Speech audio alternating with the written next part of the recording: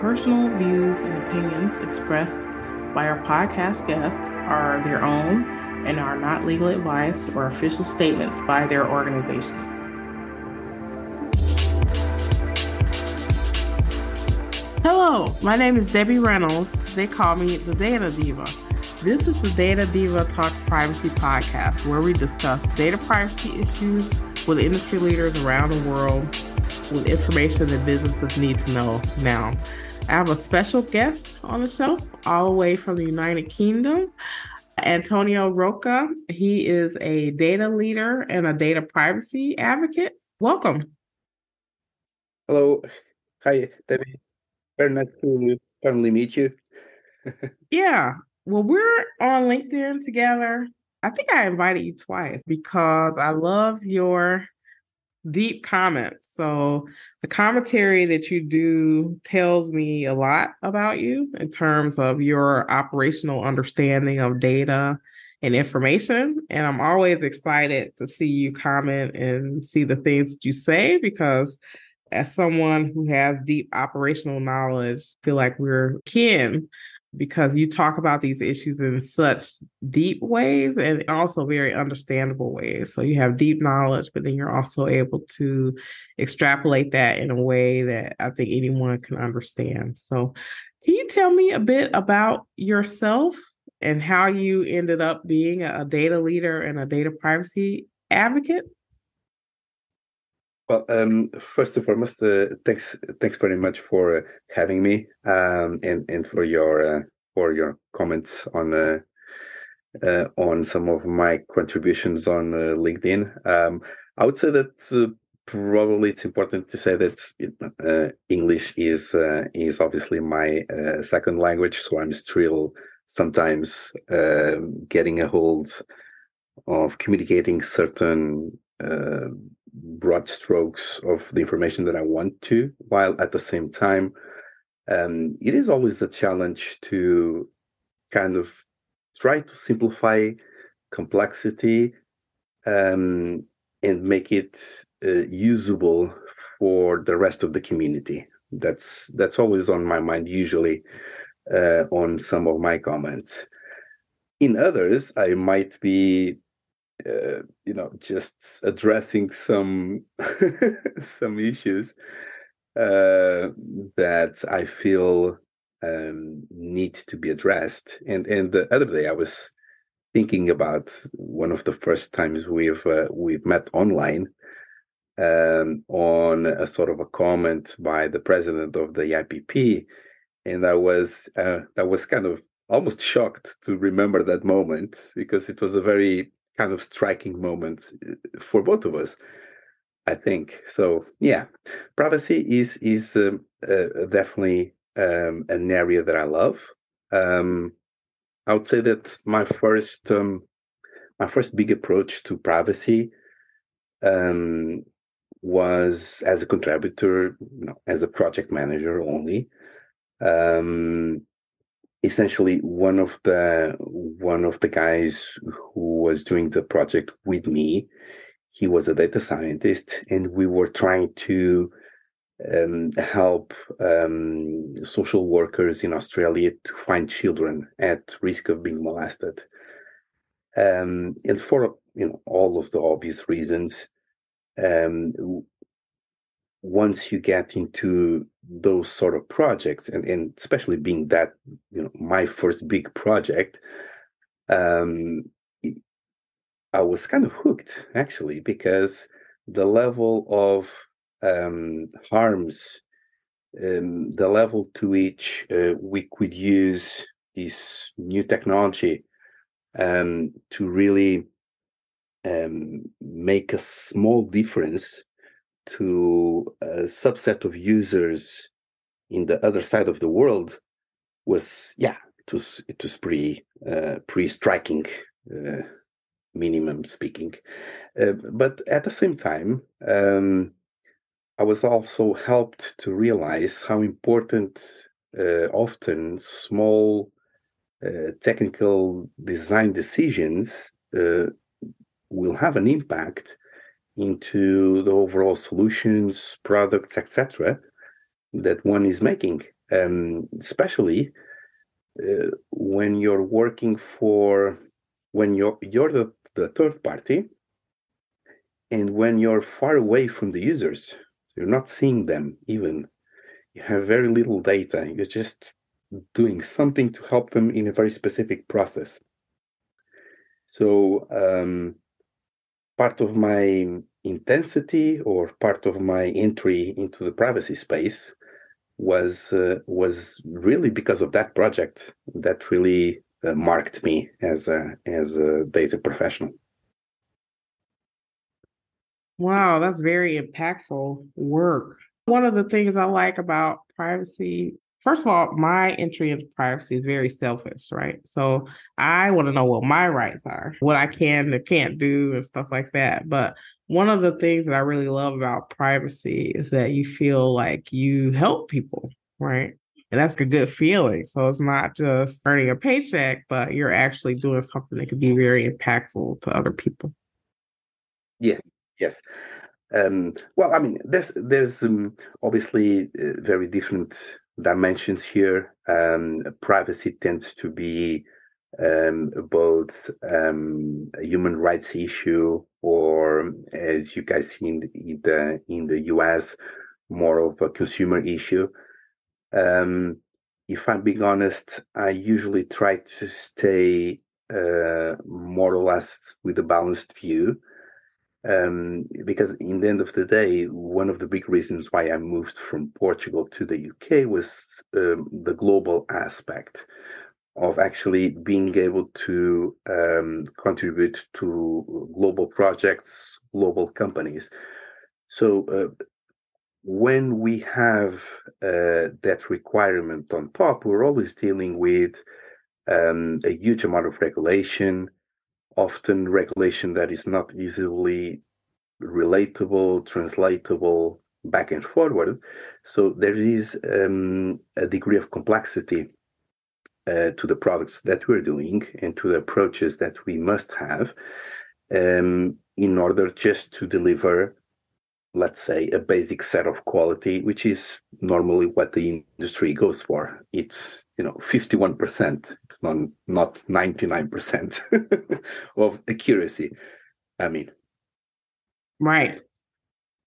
So I didn't know that you had moved from Portugal to the UK, but this is a great time to be in the UK around data protection. You guys, I feel like you're in the middle of everything.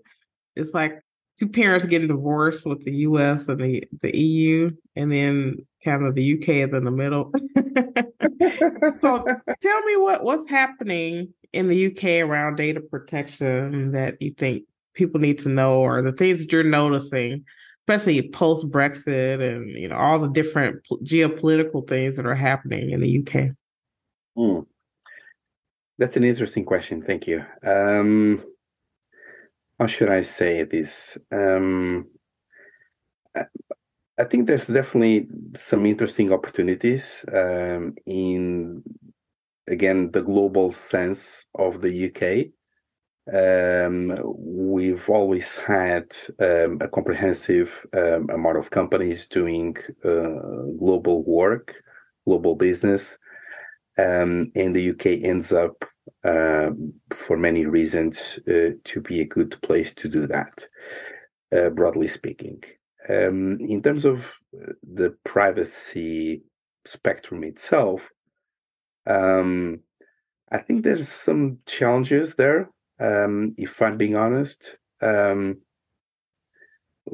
My feeling is that government itself is still trying to kind of grasp what is privacy, which is something odd to say, especially considering that we're talking about the same government who collaborates between the security side of privacy and, let's say, the legal side of privacy. So let's be a little bit blunt in the sense that when we look back at privacy as a technical discipline as well, um, a lot of what happened after Snowden, for instance, was that we realized that a lot of the communications, a lot of the things that were happening around that time were actually UK based.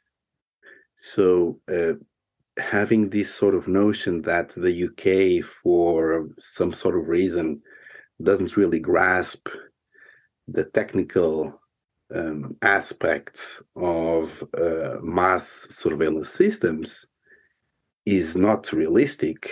It's, I would call it a sort of a political play, which is fairly common. As a country, we are very dual in our culture, and that's useful for business.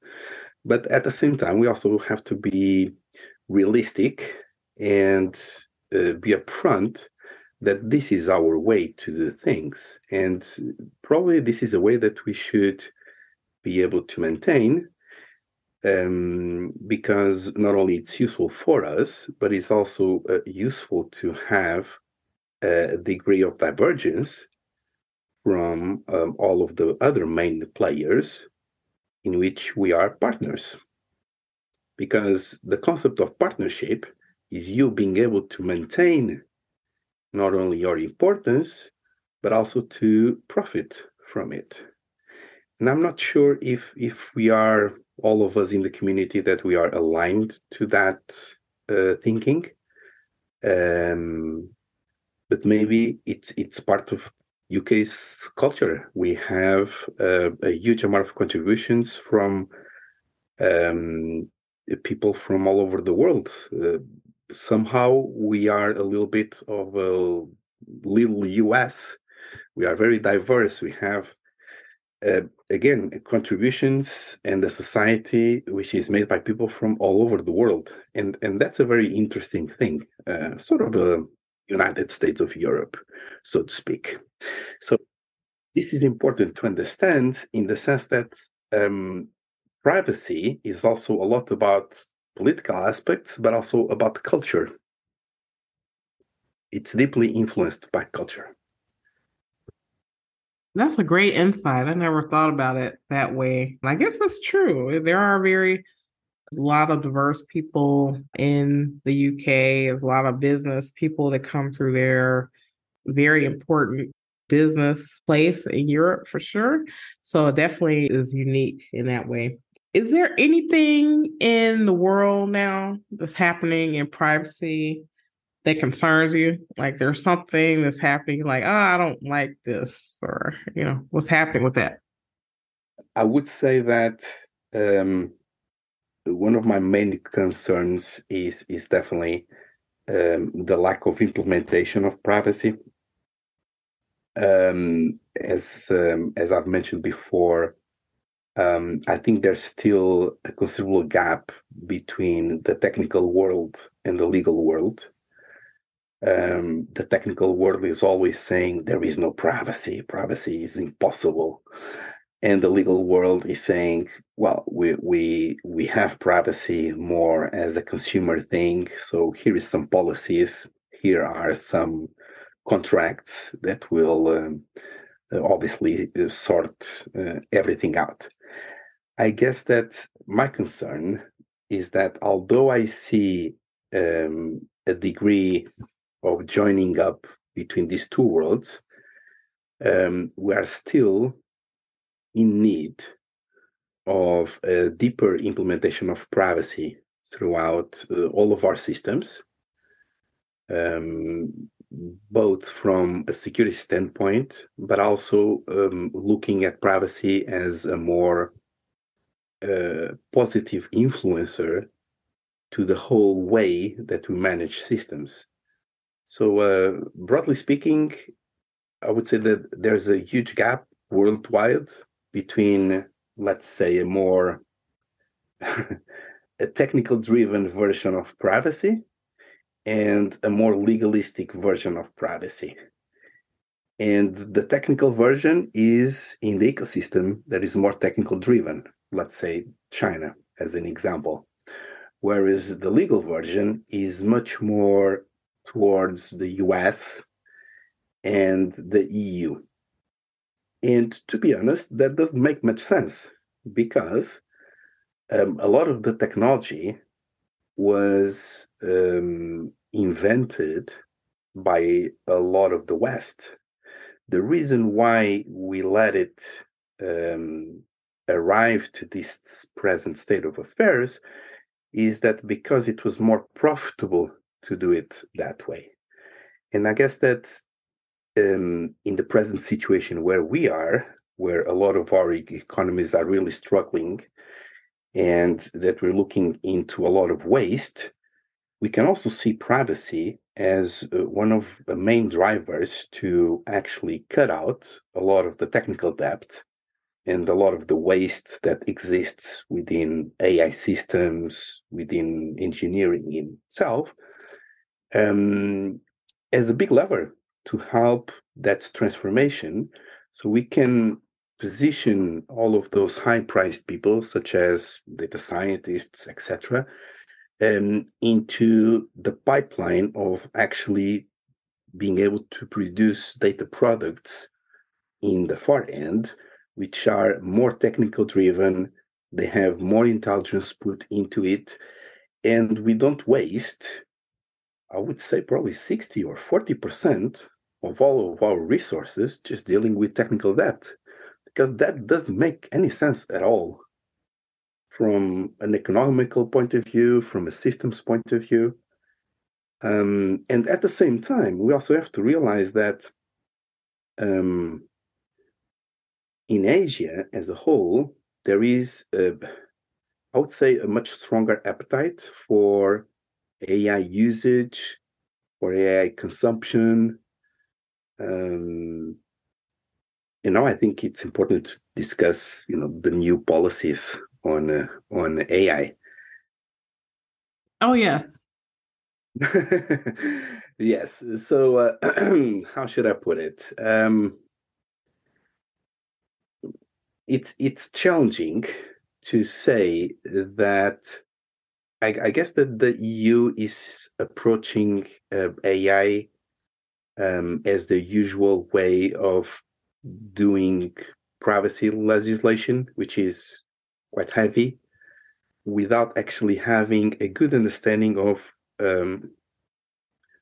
how Agile works, what is the data pipeline, how do we actually go from a database to an AI product. If they ever,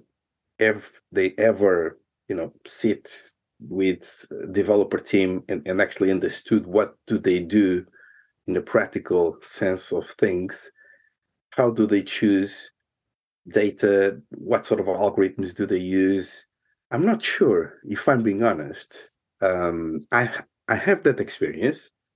I worked side by side with AI developers on a daily basis. And my read of the present approach to regulation of AI is broadly negative because if I'm being honest, it doesn't make much sense.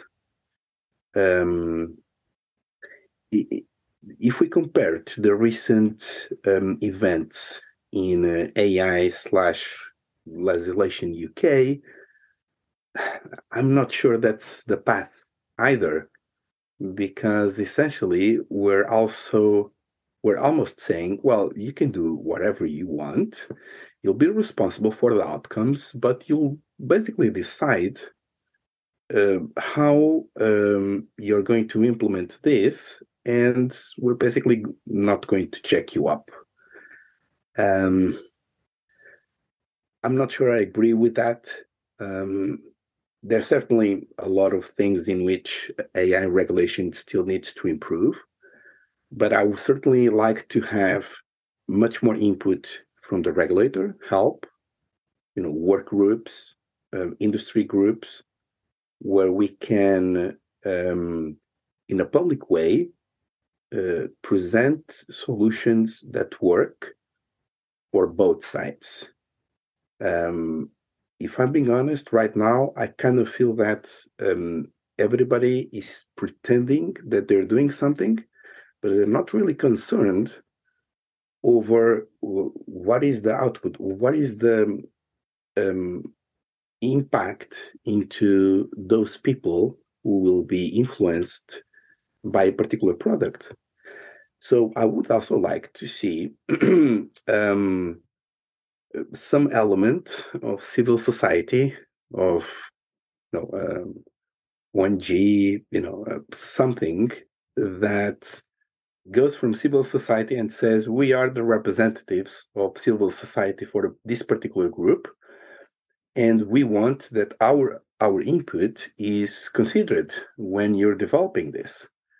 Be that a consumer group, I mean, we have to be open and flexible. But I would like very much to see this conversation happen, because I don't think there are enough communication bridges open. And I kind of feel that most of the regulations and most of the things are meant for you to politically say that you're doing something, while you're able to also say, actually, I'm not responsible for that. And that's a mistake as a society. We need to take ownership and we need to make it work. In the end of the day, those humans will be impacted by a certain solution in the end. And we have to care about each other, because the impact can be quite high. Yeah, I agree with that. Wow, that's a lot to think about. It's true, right? When we think about the way that people are doing these AI products and stuff, I tell people we're in the it sucks to be you part of human development, because it's sort of like a finger pointing, like no one wants to take responsibility. They're like, it's your responsibility, it's your responsibility. And in the middle, people can be harmed because no one really wants to say, okay, I'm going to do this product, I'm going to take responsibility, as opposed to right now, we're like people running with scissors in a way. Yes, definitely. I see that happen a lot. Um, but at the same time, I want to be very honest and positive. No, most of the people I've known from my entire professional life, they really care about these things. It's not like a harm happens because people are on purpose, trying to do something that is not ethical. They actually care a lot. They actually develop very complex ways to make sure that they're not doing any harm. But having said that, it's still somewhat of a fringe movement, even within AI folks. And the reason is simple. Look, most of AI folks are not really AI folks. They're just engineers. They lack the ethical development, training, and understanding of a good part of the tools that they're actually managing.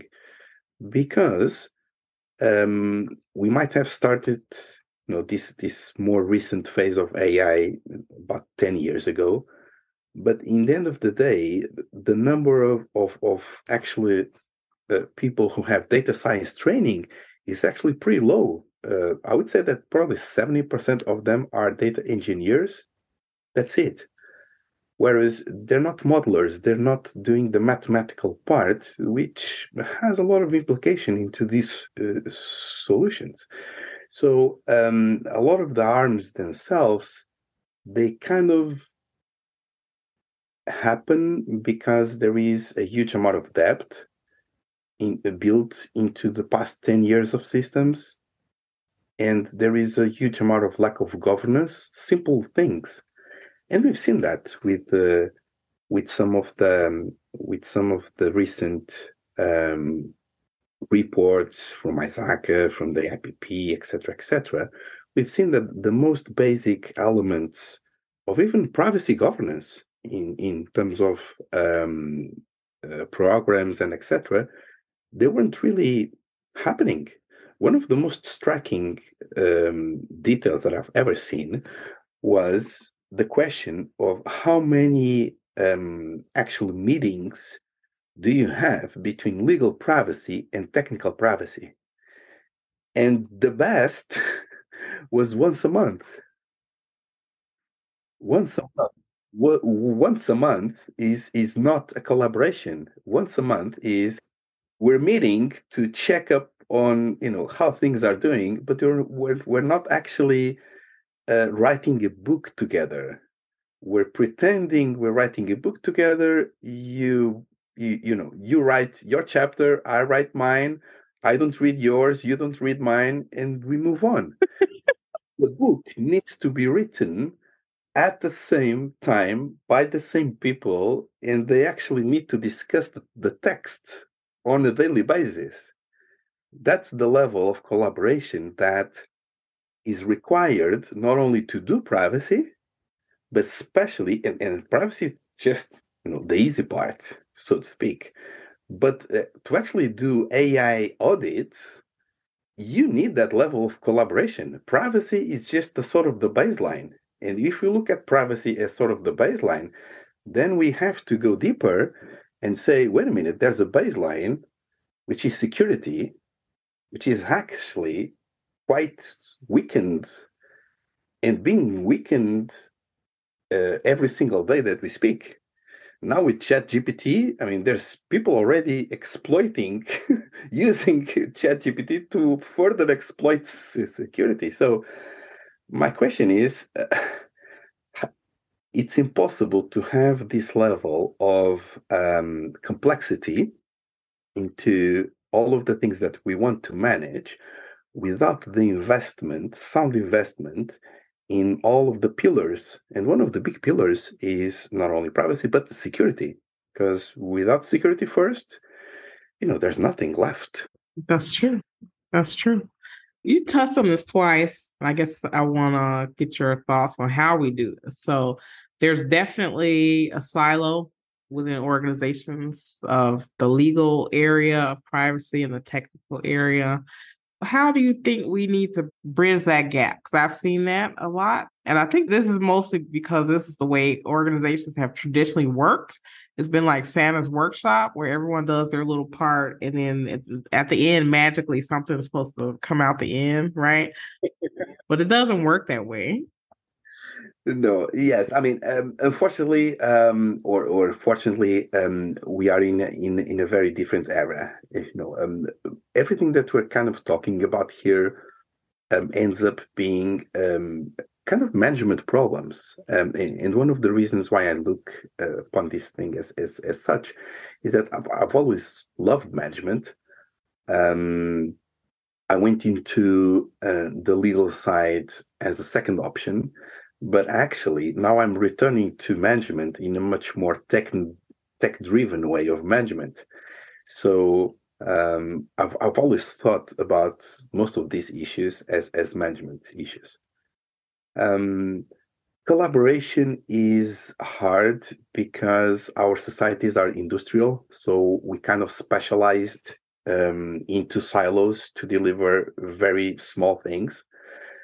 One of the big reasons behind this challenge is that before we had huge companies, let's say, doing where everybody did a very tiny thing. Now, unfortunately or fortunately, due to the expansion of software, in which software is eating the company, we're arriving to a stage where the pyramid is much, much smaller. It produces a huge amount more, but it needs to do that in a smart way, meaning that the people inside that pyramid will have to be able to understand the technology that they're managing in a much more in-depth way, both as leaders, as doers, etc. And not only that, um, before we had a business world and a technical world. And this divide is still pretty much live today. And one of the big reasons why this collaboration is so needed.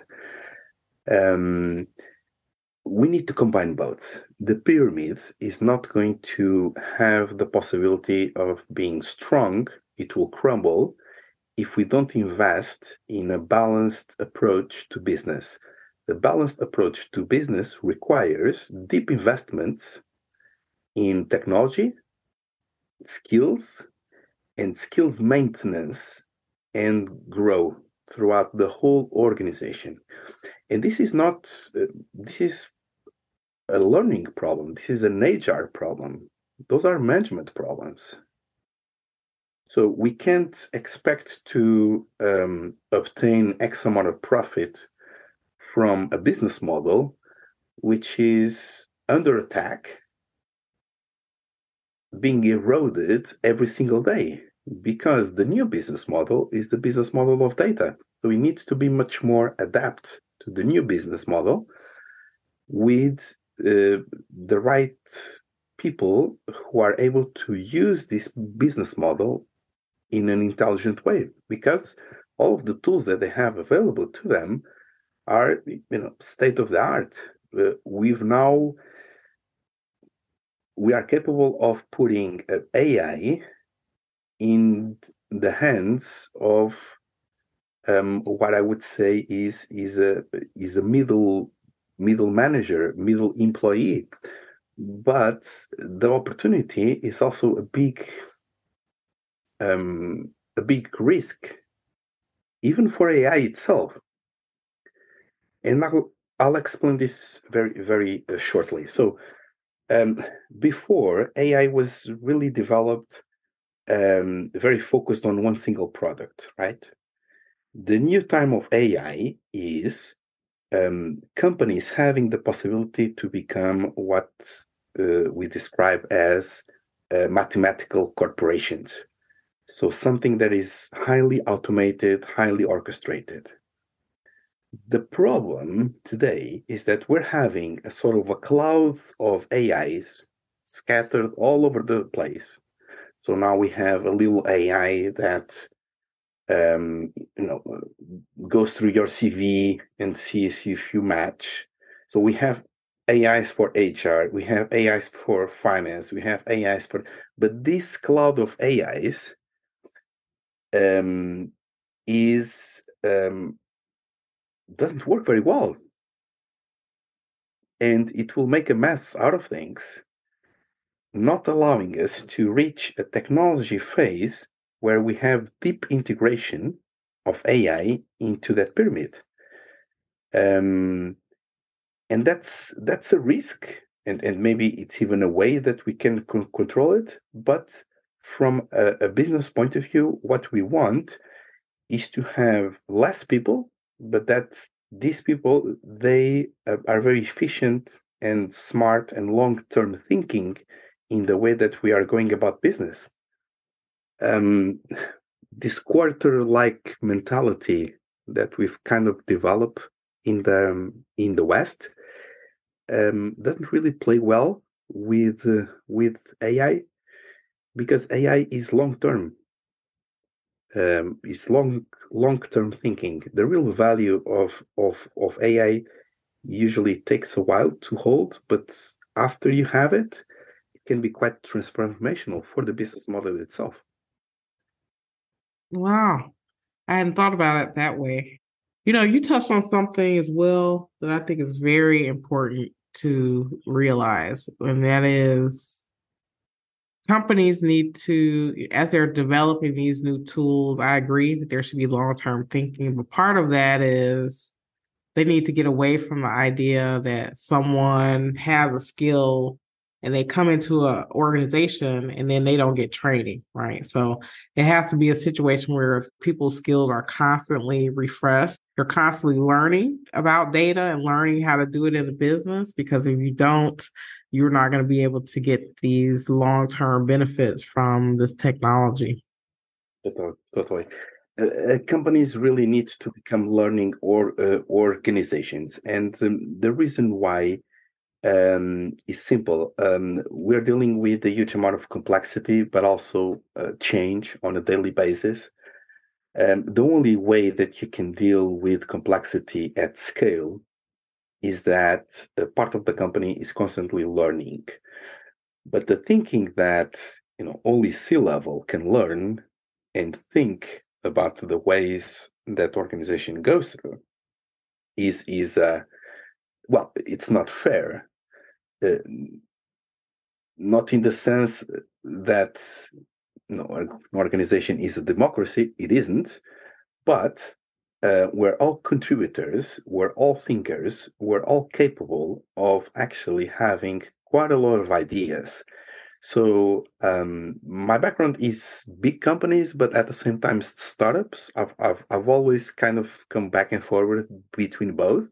Startups always allowed me to focus on innovation fast and dirty. Whereas in big companies, I've always learned how to make this startup innovation, how to grow it at scale, how to think about it embedded in a huge business model. So I was always going back and forth between these experiences of products, of innovation, of environments, etc. Startups are learning organizations because they're trying to find the business model. And the business model at the beginning is unknown. Big corps, well, the business model is quite well understood, quite well managed. The thing is, uh, through the power of software, data ecosystems, data itself, um, we can now build much smaller pyramids, so startups, who can actually um, present and do almost exactly the same as a big org without all of the costs of the big org, and probably with, from 1 to 100 speed, we can deliver products in a way that a big organization just can't. So I believe that we have to find a sort of a middle ground where big corps, they really invest in learning, while at the same time the startups, well, we also have to realize that a lot of the outputs that we're making often is so disruptive that we also need to consider that there will be an impact in society itself.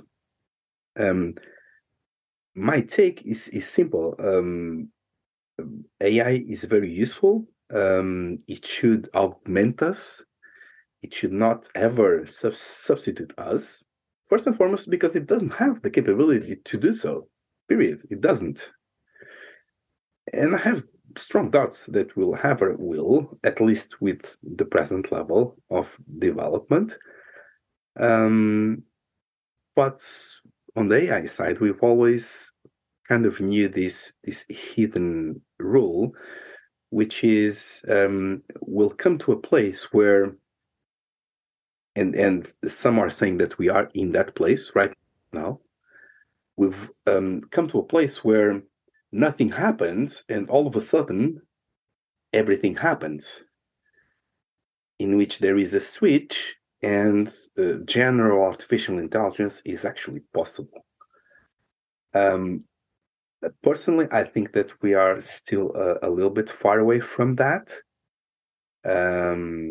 We might be seeing some signs, but I have strong doubts, at least from all of the conversations that I keep having with leaders in the area.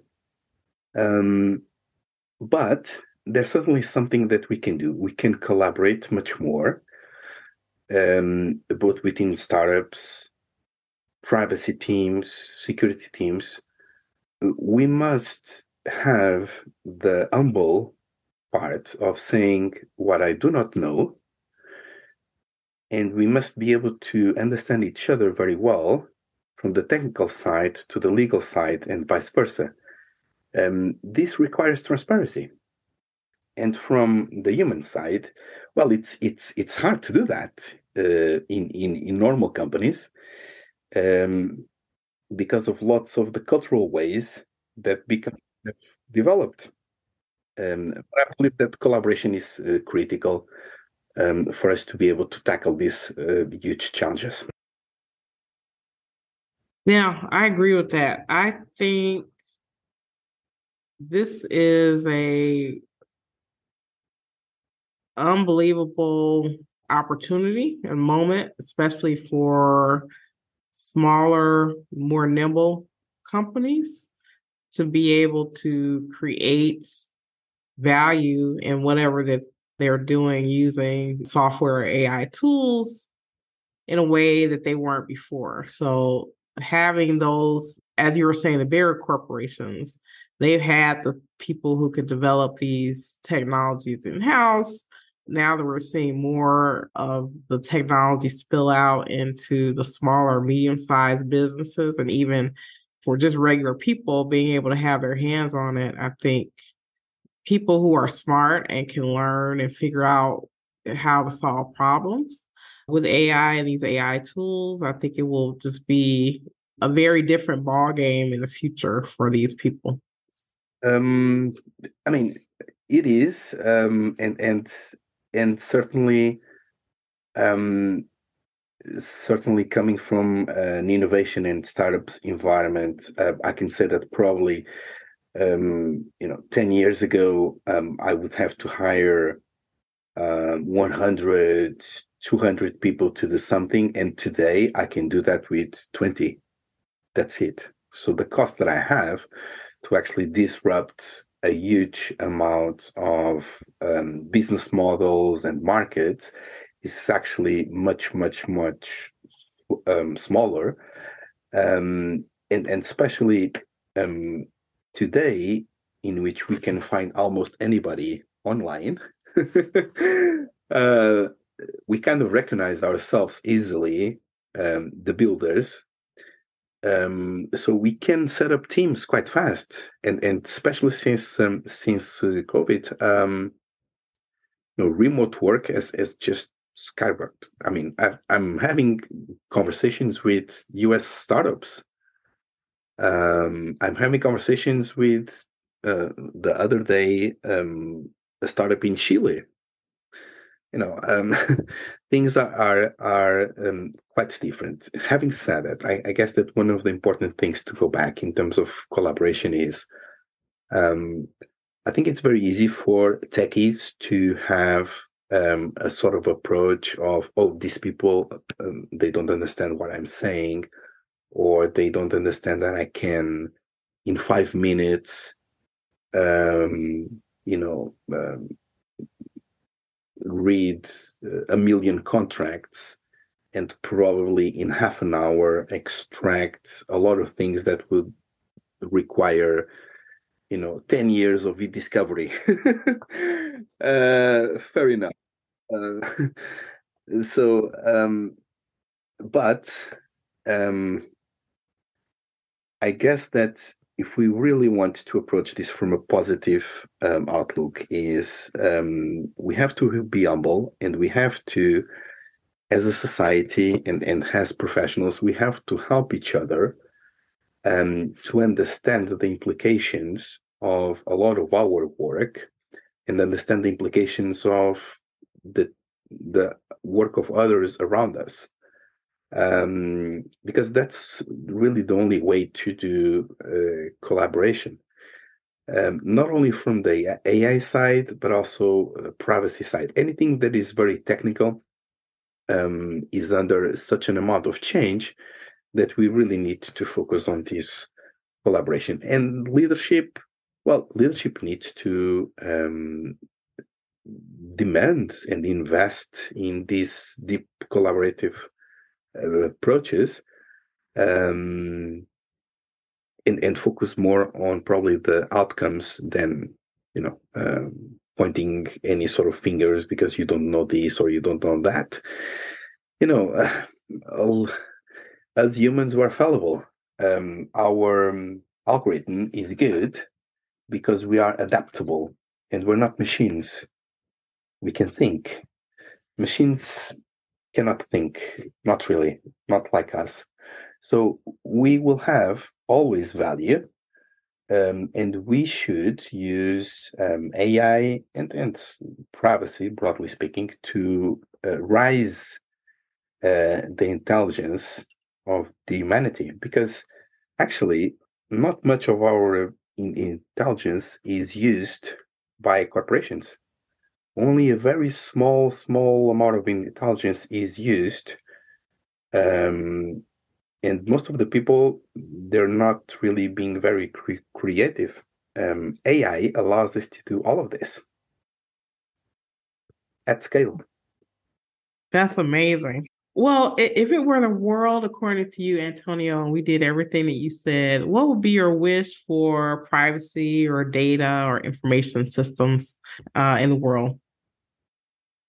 Well, now I think we have to go from go to the basics again, really. So what I would really like is to see privacy implemented. This means setting up an entry point, tagging all of the data, using this data in a collection of ways that most of the little silos in a company knows. They're able to vouch for it. They're able to see it.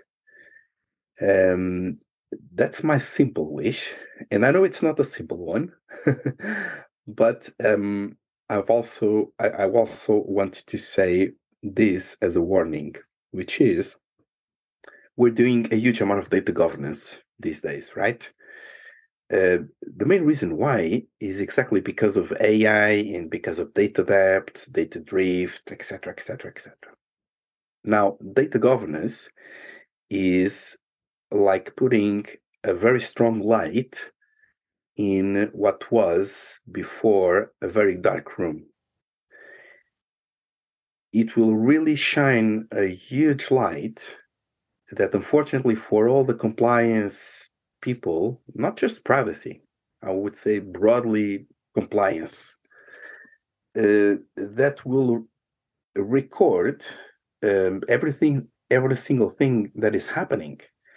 And this is already happening these days as we speak. So sometimes we techies or we lawyers kind of feel strange or wronged because one of the sides of the equation or one of the sides of the room is actually recording the other, while the other side of the room in dark is kind of pretending that none of that is happening.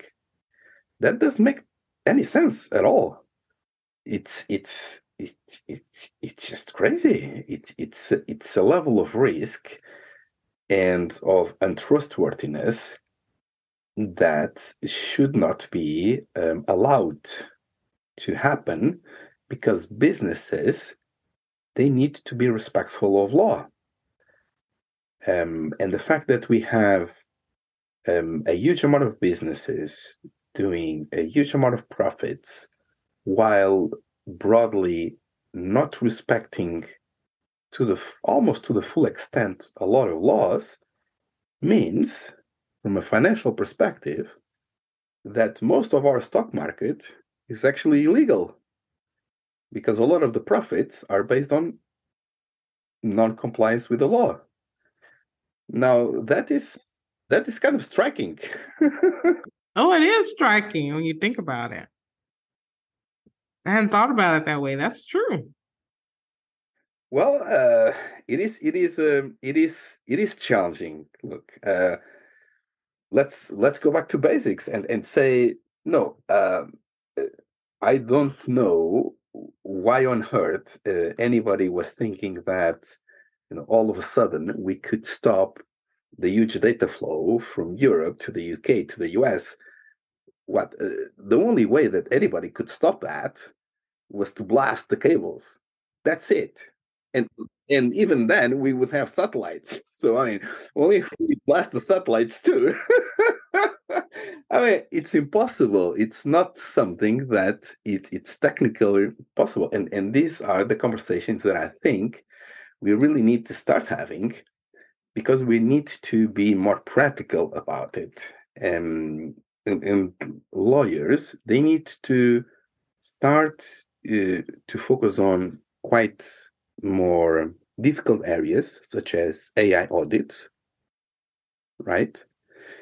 Whereas where the degree of complexity is much higher than doing small contracts or huge programs of contracts, just to be able to say, oh, we've got SHRM solved, and we wasted a quarter of the entire time of privacy while doing that. Because that's not privacy implementation. I'm sorry. Privacy implementation is right next to security, right next to data governance, right next to the chief data officer. These are the deep collaborations that privacy needs. And these small circles of collaboration will then become a bigger one from a process point of view. That's tremendous. Thank you so much. I'm so happy that you were able to join me on the show. Really dropped some really deep thoughts and some deep knowledge for us. So this would be great. I hope it wasn't seen as too thoughty. Maybe I have my own way of thinking about things, but no, my background started with AI project management. Then we went to data governance, and then to privacy. So I kind of made through all of the major pillars of data of itself, right? So my vision tends to bring all of that up, and sometimes some people might see it as too high, but hopefully at least some of my words had any meaning for the three pillars of data. That's true. No, there's no such thing. We need people to be able to talk about these high concepts and these different areas and how they connect, because the future is not Santa's workshop. So we need to really understand these different areas and how they connect together. And I think you have woven it together very well on the podcast. Oh, nice. Well, hopefully, I'm always in for one of these chats. I feel that we could spend days and days talking about this. Absolutely. Oh my goodness. Well, thank you so much for joining me today. This has been tremendous. And I'm sure we'll chat more on LinkedIn as we always do. But thank you so much. Thanks very much for having me, and I hope everybody liked this dissertations about privacy. Oh, absolutely. This is amazing. I'll talk to you soon. Speak soon. Bye-bye. Thank you.